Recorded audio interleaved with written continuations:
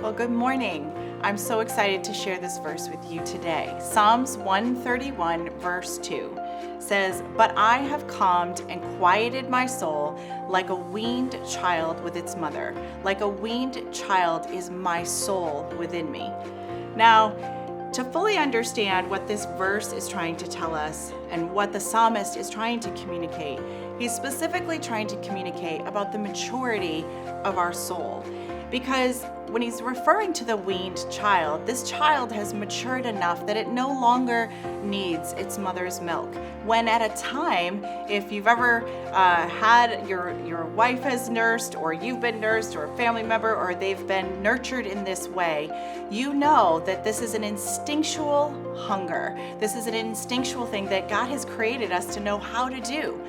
But God has also created us to know how to grow and to move from milk to places of eating meat, to grains, to vegetables, to fruit.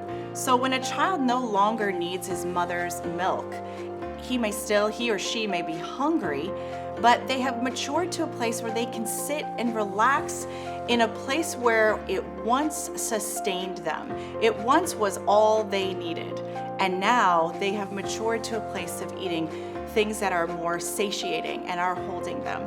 So it reminds me of a great memory with one of my children. I'm not going to say who it is just yet, but it was my hungry baby. And when a baby is really hungry and all they can think of is being fed, and they're being fed off the milk, if it doesn't happen when they need it or when they want it, there's panic that starts. Sometimes her hands, I just gave it away to her, and the hands will start moving. And so for me, I'm gonna tell you, it was Ashlyn, my chubby baby.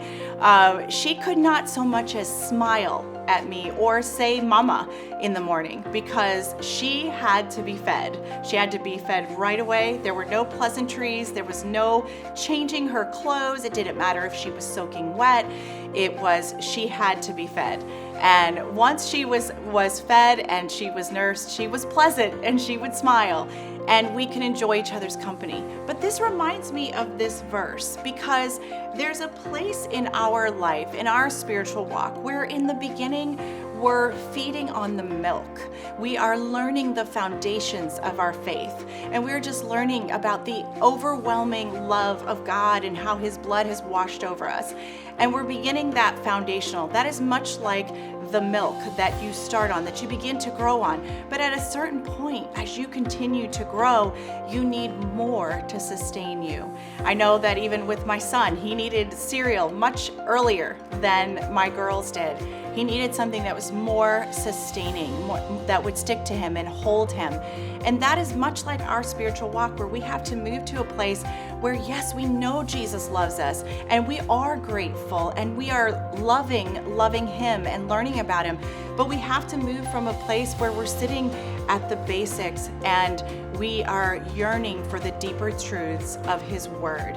And that's when we go in deep and we can get into the Word, and the Word can get in us, so that when we face things in this life, it holds us, it satiates us, it carries us, so that we can then also feed others. We have to be so filled up with Him to overflowing that we have something to offer those that don't know the great love of Jesus. So when we grow, much like the physical, from a place of milk to meat to other foods, we also spiritually need to grow past the understanding that He loves us, He died for us, but He also wants to grow in us and make us more like Him. So back to this verse of being content. "But I have calmed and quieted myself like a weaned child." So we can be in His presence and we can sit with Him in a deeper place, in a place that's not just filled with maybe popcorn prayers of, "God, I need you to do this for me today. I need this. Here's my prayer list," of all the things He actually already knows, but He's longing for us to talk to Him about, not list off to Him.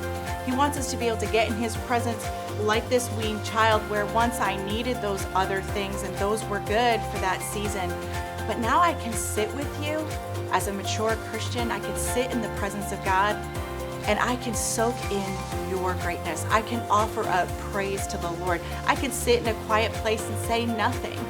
I could sit in this quiet place and just offer up worship and praise to God. And I can seek out to hear his voice. You know, it takes us being quiet to hear his voice. So when we enter his presence, we're not just firing out all of our needs and even our praise, which is great, and we need to do that. There's also a space for listening, a space for sitting in that sacred pause, quieting our heart in his presence, and knowing that he has taken us deeper. He has taken us from the milk to the meat, and we are content in this space with him to listen to what he wants us to do. It fine-tunes our ear to his sweet voice. And some people say, how do you know the voice of God? Well, he's already given us everything that needs to be said is right here in his word. But you know what? He will take his word, and if you hide it in your heart that you will not sin against him, he will take you deeper into his word to understand more about him, his nature, his love, and his character. And that is the maturity that he wants to take us from a place of milk to meat. And we can sit in his presence and we can feel that contentment and know, Lord, you have done all of this. He grows us in the sacred pause. And I'm so grateful for that. I pray that you are touched today, and I pray you'll take a pause and you'll sit with him in that place and look at what the Lord has done. And he's moved you from that place, and you can sit in his room, in his presence, and just listen to his sweet voice. God bless you.